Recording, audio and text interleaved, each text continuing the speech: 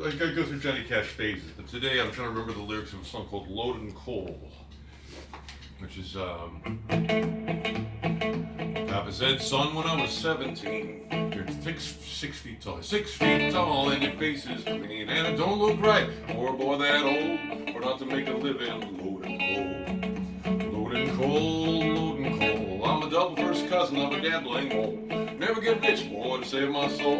More than 11 years of loading coal, loading coal. Thank you very much. All right. All right. So I think the thing that I think of first is what I'm currently working on with guitar. And when we play the Iridium, we're doing like 3 nights. So sometimes I know that, the repeated customers might be in the audience, so I want to give them something new every day. Yeah. And today's new song is, I've been playing a lot of vocal lines on guitar, and there's a Who song I wanted to play. And it's called Love Ain't For Keeping. It's one of the highest Roger Daltrey vocals. It's like, if I sing it like this,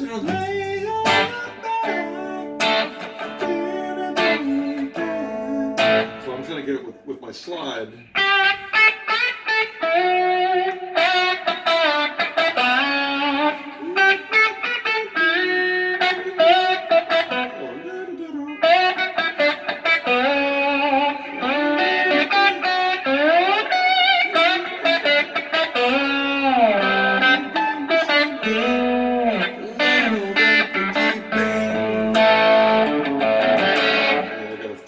Chords with this thing on my hand, but that's my project today, remembering that melody, and also to be able to play through the changes. And this is a new thing for me. When I was a kid, I didn't play anything with changes. We just play like E for an hour, and go as fast as you could. And on the face of it, the changes seem relatively easy. It's just major chords. I don't know if there's even a minor one. Let's see, G major, D major, D, A.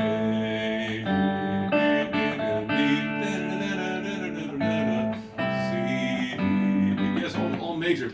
So here's the trick for major: is you find your third. So it starts off in G, and the third is 1, 2, 3, that B note. And since for guitar players, we want to be stylish and bend it. So the thing that opened up the door for this more than anything, and just in terms of the instrument, was to know the B string. The B string is just a really good sounding string, and there's you can move both to the higher or lower strings around it. Or like the high, let me show you the problem with the high string. Like if you're playing G and you go, that's a nice little melody that emphasizes the third. Go 1, 2, 1, 2, 3. But you're kind of, that's like the highest you can go unless you move. Yeah. So you're kind of stuck there unless you go, but you have to move all the way up there. If you do it on the B string, it's right there. So that's really nice to have that there. And then the same thing, it's just easier to bend. It's a bigger string, so it sounds nicer. You get that same note lower. And you have to learn where those are. It's not particularly hard to play. It's more like of a brain thing. That's not a real obvious shape. So if I try to follow the chords, it starts out. So.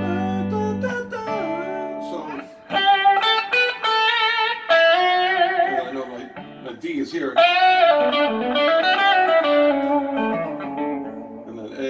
Back to G. And then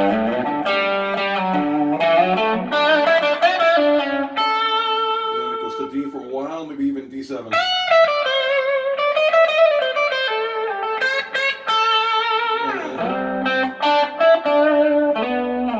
then the chorus again. So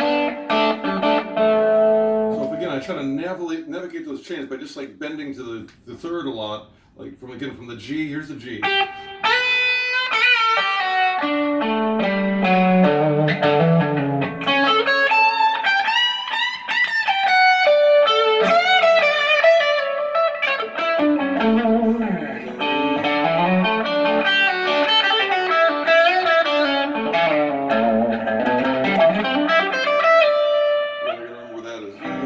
C to G. I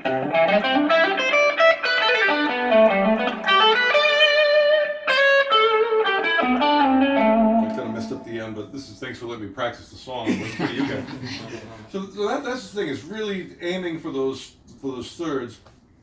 My the main thing that taught me this was trying to make it through Little Wing, which is a lot of, it's nice because that's got minor too. So if I wanted to like just textbook exercise, it'd be like, and then G major.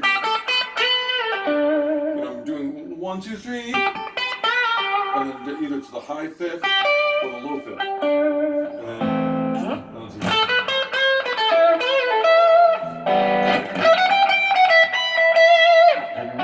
the 5 chords a little get this weird, it's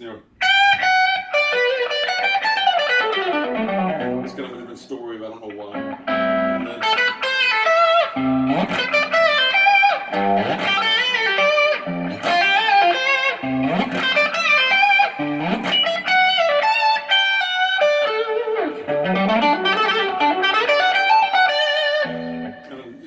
melodically play through it.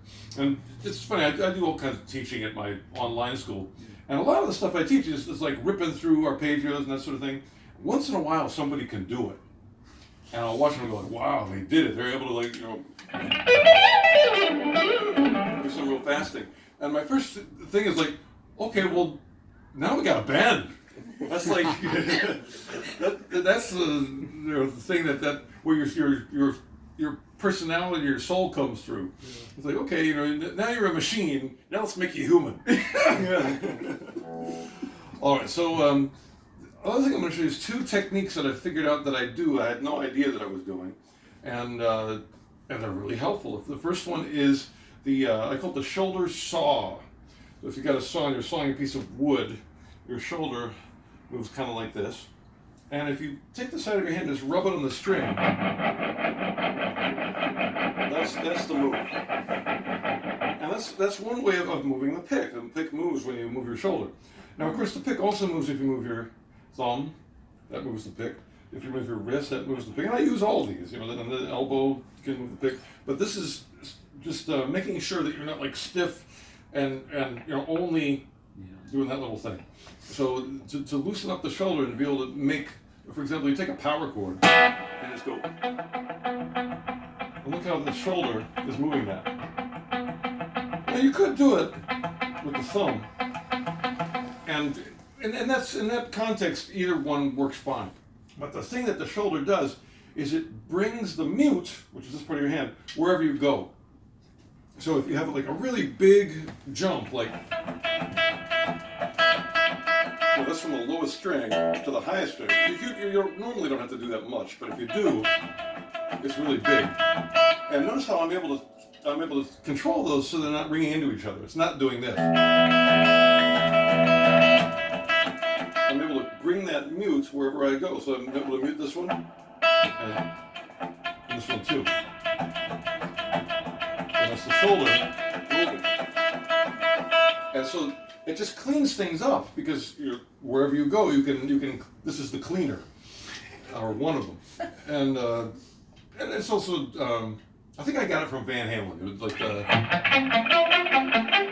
sort of thing. The end of that, the last 3 notes. I'll play it again.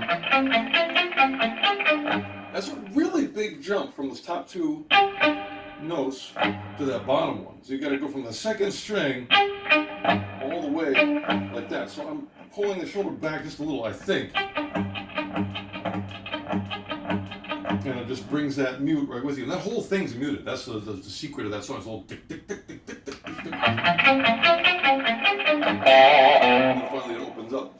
So that's probably why I learned how to do it. I had no idea I was doing that. I was just watching students suffer and fail. And finally I realized, oh, it's this. That's the trick. So my apologies for taking so long to figure out what I was doing. For the left hand, the sort of secret I found was using the wrist. I mean, the wrist is good for all kinds of things. First of all, just being able to bend and have vibrato. It's very wrist driven.